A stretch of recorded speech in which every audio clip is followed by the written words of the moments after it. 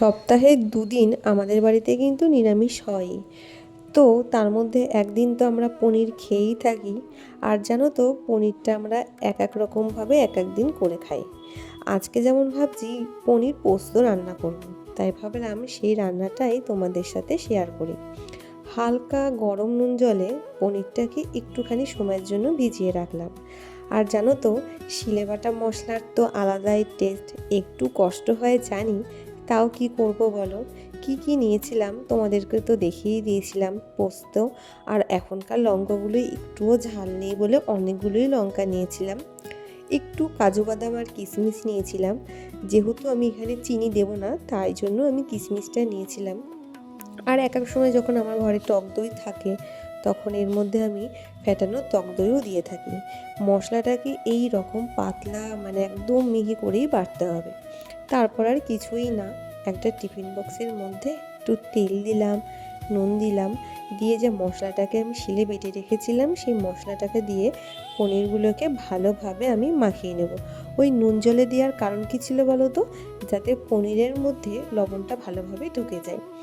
এই তো ভালোভাবে মাখিয়ে নিলাম, আর সামান্য একটু জল দিলাম। আমার মনে হলো যে একটু না হলে শুকনো শুকনো হয়ে যেতে পারে।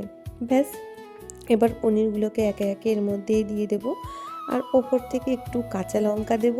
আর জানোই তো, ভাপাতে একটু ওপর থেকে কাঁচা সর্ষের তেল দিতে হয়। ব্যাস, এইভাবে দিয়েই আমি মুখটা বন্ধ করে 10-15 মিনিট মতো রেখে দিয়েছিলাম।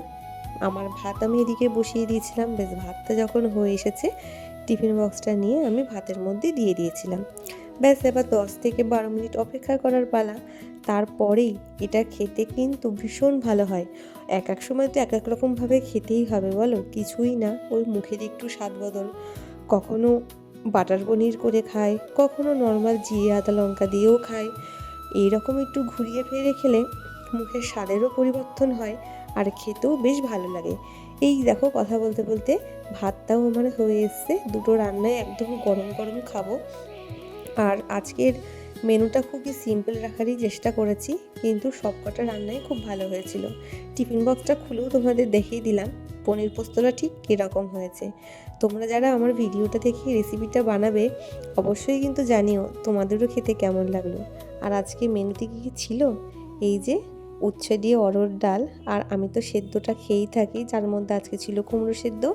আর স্যালাডের মধ্যে নিয়েছিলাম শসা আর পনির পোস্ত।